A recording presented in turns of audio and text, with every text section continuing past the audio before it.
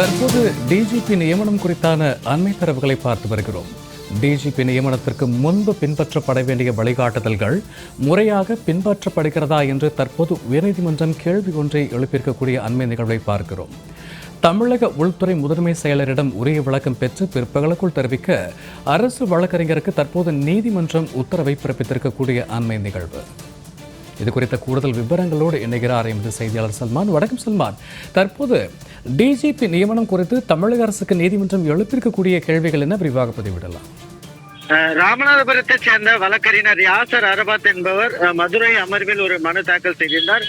அந்த மனுவில் தமிழ்நாட்டினுடைய காவல்துறை தலைவராக சங்கர் ஜிவால் தற்போது பணியாற்றி வரக்கூடிய நிலையில் ஆகஸ்ட் 31 அவர் ஓய்வு பெறுகிறார். இந்நிலையில் தகுதி வாய்ந்த IPS அலுவலர்களின் பட்டியலை மத்திய அரசு பணியாளர் தேர்வாணையத்திற்கு தமிழக அரசு இதுவரைக்கும் அனுப்பவில்லை எனவும் தற்போதைய தமிழக காவல்துறை தலைவர் பொறுப்பில் இருக்கும் சங்கர் ஜிவால் அதே பொறுப்பில் கால நீட்டிப்பு செய்யப்படலாம் அல்லது யாரேனும் பொறுப்பு அலுவலராக நியமிக்கப்படலாம் என தகவல் வெளியாகியுள்ளது. இது உச்ச நீதிமன்றத்தின் தீர்ப்புகளுக்கு எதிரானது எனவும் மாநில அரசால் வழங்கப்படும் மூத்த காவல்துறை அதிகாரிகளின் IPS பட்டியலை கொண்டு தமிழக காவல்துறை தலைவருக்கான நபர்கள் வெளிப்படைத்தன்மையுடன் தேர்வு செய்யப்பட வேண்டும் எனவும் தமிழ்நாட்டில் சட்டமன்ற தேர்தல் 2026 நடைபெற உள்ள நிலையில் தங்களுக்கு சாதகமானவர்களை பொறுப்பில் வைத்துக் கொள்ள மாநில அரசு விரும்புவதாக தெரிகிறது. தமிழகத்தின் ஆணவ கொலை, கொள்ளை போன்ற அச்சமூட்டும் சம்பவங்கள் அதிகரித்து வரும் சூழலில் சட்ட ஒழுங்கை நிலைநாட்ட தமிழக காவல்துறை தலைவர் பணியிடம் முறையாக நிரப்பப்படுவது அவசியம்.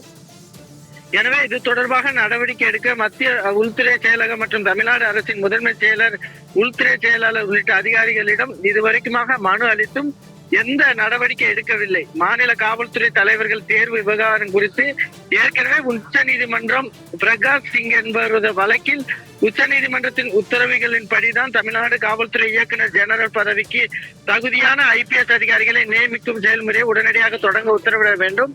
மேலும் தற்போதைய தமிழக காவல்துறை தலைவர் சங்கர் ஜிவால் ஓய்வு பெற்ற பின் பொறுப்பு காவல்துறை தலைவரை நியமிக்கவோ சங்கர் ஜிவாலின் பணிக்காலத்தை நீட்டிப்பு செய்யவோ கூடாது.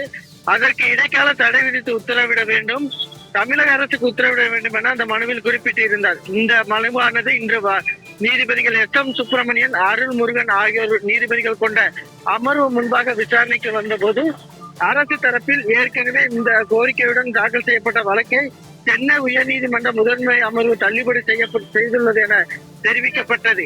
அதற்கு நீதிபதிகள் டிஜிபி நியமனத்திற்கு முன்பாக கடைபிடிக்க வேண்டிய வழிகாட்டுதல்களையும் உச்ச நீதிமன்றம் பிறப்பித்துள்ளது. அது முறையாக பின்பற்றப்படுகிறதா என நீதிபதிகள் கேள்வி எழுப்பினார்கள்.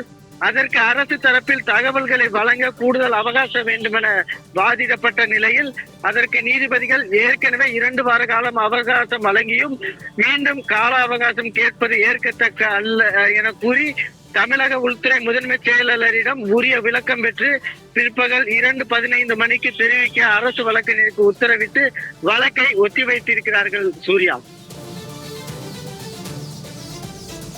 டிஜிபி நியமனம் தொடர்பாக தமிழக அரசுக்கு மதுரை அமர்வின் கேள்வி குறித்த கூடுதல் விவரங்களுக்கு நன்றி சல்மான்.